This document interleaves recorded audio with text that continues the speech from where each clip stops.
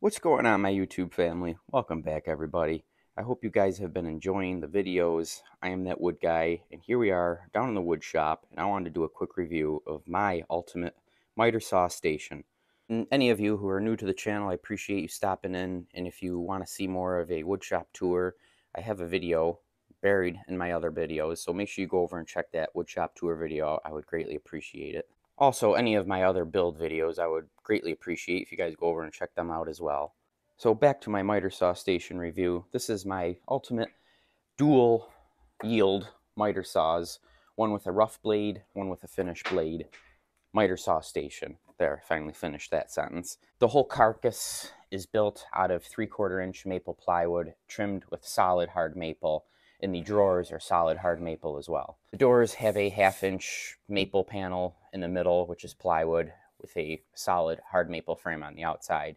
And any of you professionals who are already noticing right off the bat how my rails and stiles are running the wrong direction, I just did this because it was my own shop cabinet. I am well aware of running the rails and stiles appropriately in the correct direction for professional cabinetry. Miter saw station is 8 feet long, and I have it built in a fashion that I can also roll this whole station out as one whole unit.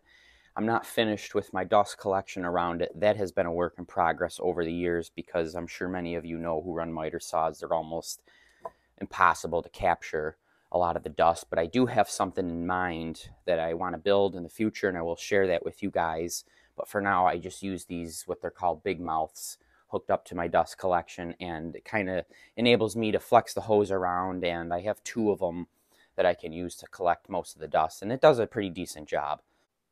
So all the fences on the whole station here are all adjustable, and they've been bolted down.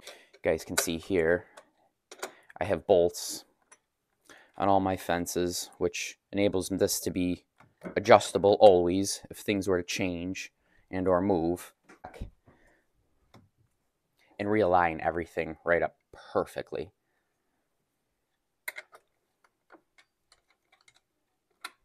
And anywhere around this whole construction, I had the choice of what to do with it, and I decided to break it down into drawers that enabled me to put some smaller cutters in here, which are right next to the milling machine, and doors on the bottom in the bigger cavities that enables me to hold some of my larger tools that I can't leave on the top of the bench, but I want them stored away safe. I broke this cabinet down into a series of shelves to be able to store some smaller items that I don't want in other cabinets. And all these doors, as well, as you guys can see, are all on slow stops. European bloom hinges here where I can remove the doors if anything were to ever be damaged, or for cleaning. And they also just clip right back on with ease. They're also always adjustable to keep your seams perfect and parallel as times change, wood moves. I've built the whole station to allow me for nothing to be impeded with the performance of putting the saw on angles, mitering, also beveling as well. Nothing impedes on the whole station here to allow me to miter and bevel. I have plenty of room to cut 8 to 10 feet as the station lies where it is now. But I built the station in a way that I can roll this mat up forward, and I can roll the whole miter saw station forward and chop down something super long for them rare occasions if I need to.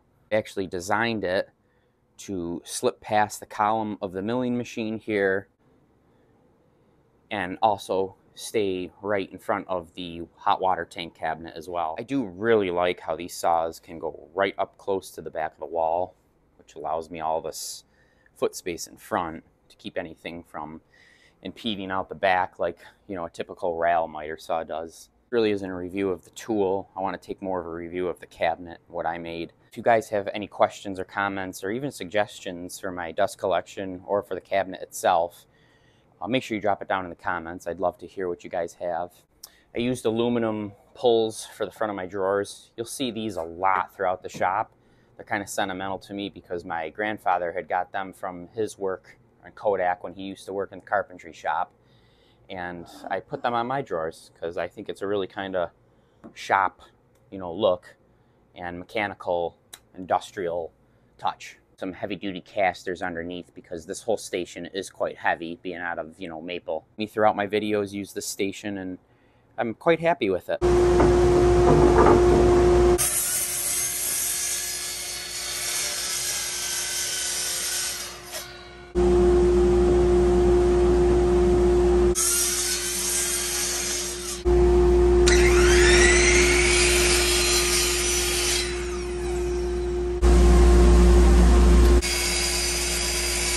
Forgot to mention is how these miter saws are bolted down and also adjustable in height to make sure to keep this always flush. But I have metal inserts underneath this, so I was able to use bolts, and they're the correct height so that it doesn't run into the drawer. That's my miter saw station, what to me is my ultimate miter saw station. I've seen a lot of miter saw stations out in wood shops, and I'm thoroughly impressed with a lot of them.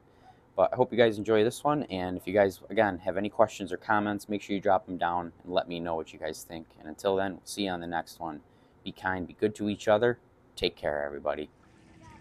Good girl. Ready? Good girl. Get it. Get it. Good girl. Bring it here. Good girl.